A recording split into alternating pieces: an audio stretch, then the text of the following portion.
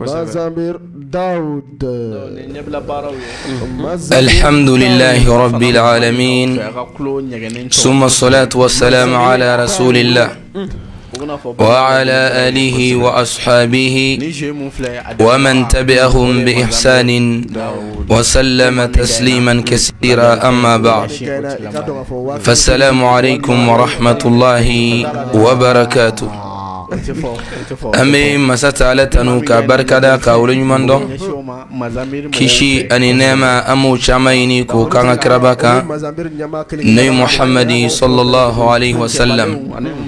أنا كصدقو أنا كصحابو أني ماما توروكو نيو ما سري فغتاسي الكيامة جودوما مي على الدلي على كونو غانيني أو بلجلين وكفن بديم مي أو بلجلين فو ni alislamiya ka foli ka bɛɛ lajɛlen fo ni kisi o foli ka segi ka masa taala tanu masa min hinɛnana ka an segi an ka darisu o kɛnɛ kɔnɔ n'o ye fiku darusi ye.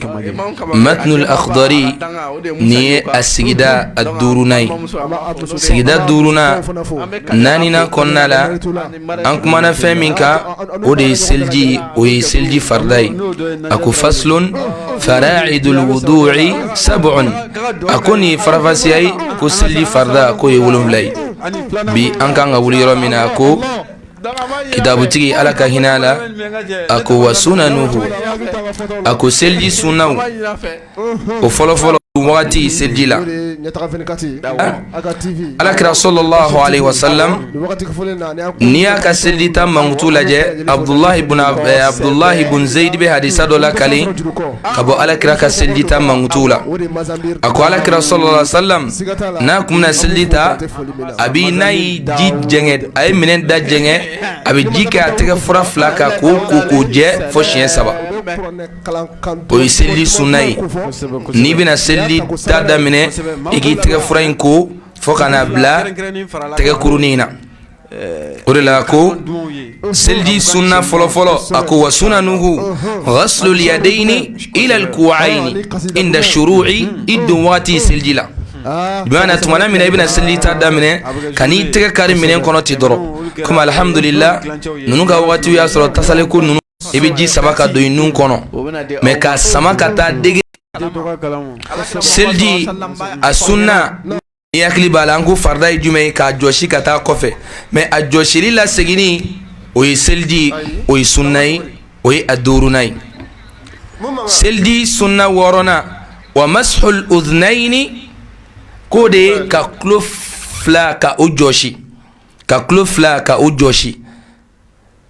a ko a 6nan wa tajdidul ma'i lahuma, ani ko ka ji kurakuraya tulo fila ye. nin yɔrɔ in min maa caman ɲagami, mɛ ɲagamini tɛ, n bɛna ɲɛ f'i ɲɛna ka tila k'a misala yira i la.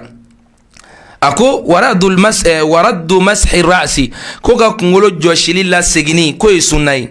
sisan i kunkolo jɔsitɔ a la segitɔ, ji min b'i tɛgɛ la i bɛ se ka sariya la baasi t'a la, i b'o tɔ don i tulo kɔnɔ, nka ka ji kura ta tuguni k'o don i tulo kɔnɔ tuguni, o de ye wa tajdidul ma'i lahuma, ani ko ka ji kurakuraya tulo fila ye. o kɔrɔ i bɛ ji kɛrɛnkɛrɛnnen wɛrɛ ta ka o don i tulo kɔrɔ, ka tulo ta k'a d'a ma. n'o tɛ a bɛ ɲɛ i ye n'i kunkolo jɔsi ka taa ɲɛfɛ ka segin kɔfɛ, ji tɔ min b'i bolo la i bɛ se k'o don i tulo kɔnɔna la.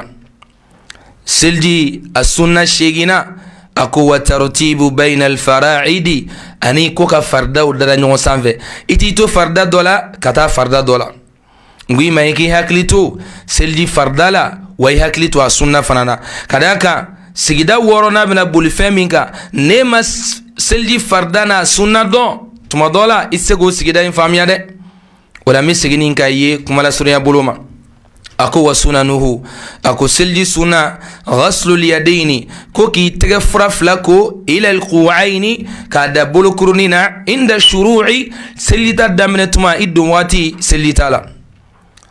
a 2nan wal madmadatu, k'i da muguri walima k'i da kucukucu. a 3nan wal istinshaku, ka ji sama ka don i nun na. a 4nan wal istintharu, ka ji fiyɛ ka bɔ i nun kɔnɔ. seliji sunna 5nan wa raddu mashi ra'si, ani kunkolo jɔsili o la seginni.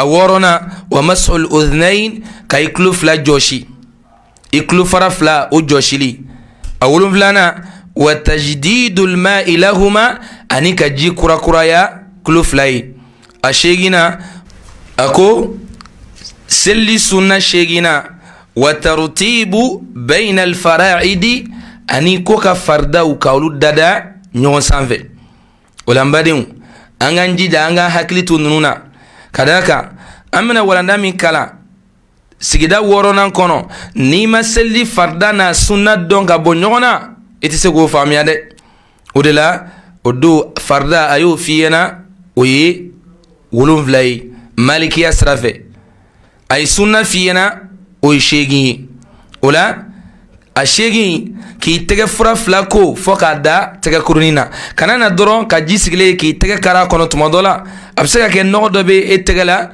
مين بينا دونا جيلا أبكي صوبي كجين كأونو ولا أكو وي فني أنغان جانتو فمينا كنقولوا فنا لا سجني ibi jijanya fo chugo mina odu no farda konnai asamana kata ko fe chugo mina iba sama kana nyefe o chugo inila ibi jija jika farkulu koni fania class sabai aka clan fla joshi wala ako wa mashul uznain aniki klufla ka ujoshi wa tajdidul ma'i lahuma anika jikura kuraya uflai kada ka hadisa donna ka ba Abdullah ibn Zaid kirima ako ala kira sallallahu alaihi wasallam famasaha udhnaini bima'in ghayra al-ma'i alladhi masaha bihi ra'sahu kaya klojoshi ni jiye mimala mi amakeni jiye jimi na ya kunlo joshinui aya klojoshi ni jiware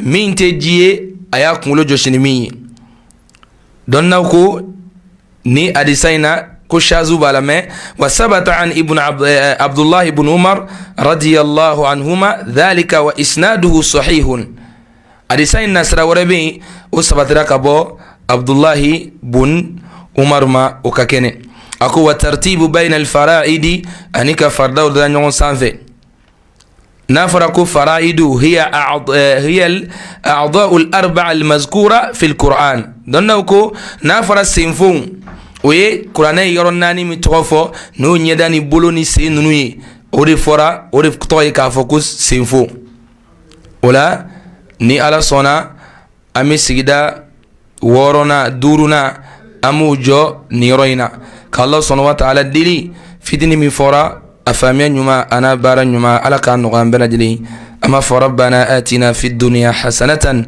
وفي الآخرة حسنة وقنا عذاب النار سبحان ربك رب العزة عما يصفون والسلام على المرسلين والحمد لله رب العالمين أو كان بيسك داوري نمسات على صنامه Angabe silame uyo ayeto angabe anga alado wasunikle ambi alawele namabe alatanjabi angabe silame uyo ayeto angabe anga alado sunitile ambi alawele namabe alatanjabi wa angabe silame uyo ayeto angabe anga alado kusunitle nyoonjugu ya ba namma be alate hinana anga be silame uyo ayeto anga be anga ala don sunitile ambe ala wele namma be ala tanjabi wa anga be